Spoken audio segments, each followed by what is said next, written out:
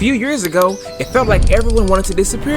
Leave the city, buy a few acres, build a cabin, grow their own food, make their own electricity, and never answer another email again. Social media made it look like the ultimate escape. Peaceful mornings, fresh eggs, solar panels, mountain views, no neighbors, no bills, no stress. Okay. But once thousands of people actually tried living off the grid, a way different story started showing up online. Today we're looking at people who chased the off-the-grid dream and found out reality doesn't care what your Pinterest board looks like. Let's get into it. Fantasy. Mariah Carey. I can't sing. But before we get into the horror stories, you gotta understand why this even happened in the first place. TikTok, YouTube, Instagram, they all sold the exact same dream. A tiny cabin, a wood stove, a beautiful wife making sourdough. It looked peaceful. It looked affordable. It looked simple. But those videos only show about 30 seconds out of an entire day. Let's see what happened when people actually tried it.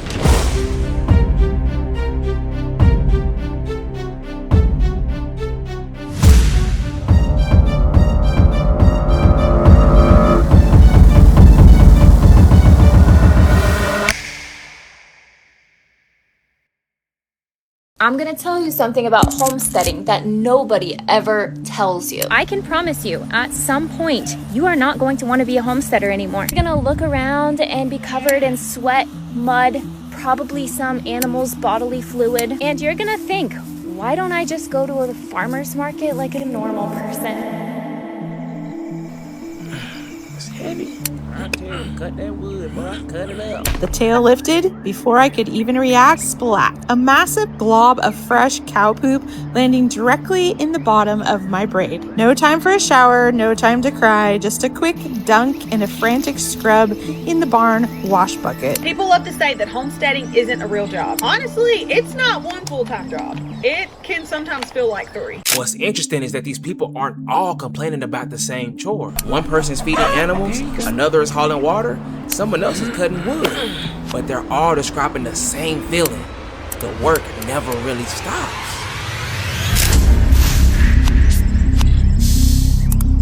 That's how much it costs. Even if you're willing to do the work, there's another problem almost nobody talks about. Living off the grid doesn't mean living for free.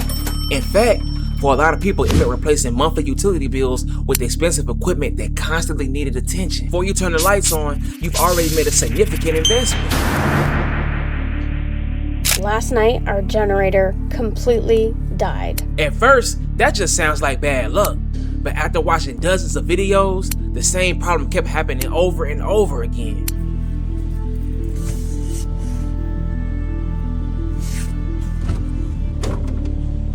My water's been going on and off sporadically for the last hour, so I had to do some investigation, which leads to bigger problems. I came out here and took the panel off to get to the pump to see why the water's going in and out, and that's the culprit. The beauty of living off-grid sometimes means that you get up and you're outside moving generators around at 5 o'clock in the morning at 11 degrees because something's wrong with your batteries and they won't charge. My nose feels like it's going to burn off. None of these problems sounded impossible on their own. But when your electricity, your water, and your backup power all depend on you, small problems can quickly become full-time responsibilities. But eventually, the costs stop being measured in dollars, because when the repairs keep coming, the work never ends, and the isolation starts setting in. The lifestyle begins taking something else from you.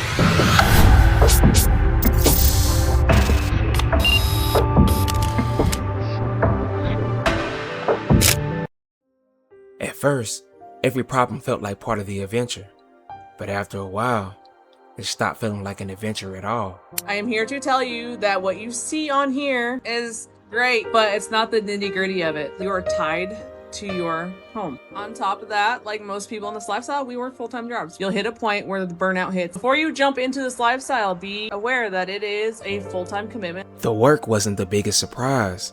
The fact that it never really stopped was. Nobody ever talks about homesteading burnout, and it is so real. Some months I feel like, why did I even do this to myself? Homesteading's hard. You can open these apps and everybody seems like they're always enjoying it. I am burnt the heck out. There's days like today where I was up all night with a baby who is not feeling great. I can't even brush my hair, and the last thing I want to do is go give hay to goats. And for some people, that's when the dream started to change.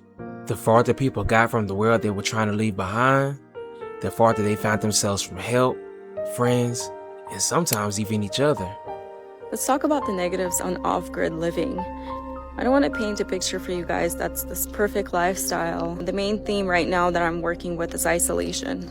I've been off-grid for a couple of months now, and it's really difficult to be isolated from society. For some people, the peace they were looking for slowly started to feel like loneliness. But after 10 years, we've realized that this is not the direction we want our life to go in. And a lot of people don't consider that before they bail on everything and move out of town.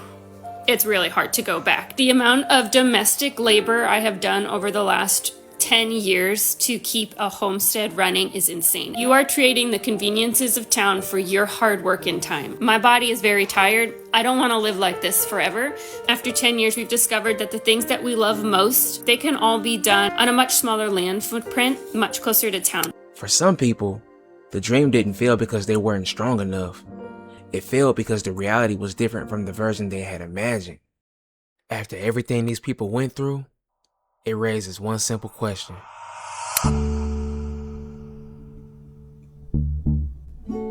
I actually prefer living off-grid for a number of reasons. It's significantly cheaper to live this way. When we used to live in the city, we paid like almost $3,000 a month for rent. This gives us the freedom to have experiences with our kids and not get caught up in the endless cycle of never getting ahead. This lifestyle gives me a sense of calm that I've never experienced before. I like the quiet, I love being able to see the stars at night, and I love being fully responsible for all of the results that we get out here.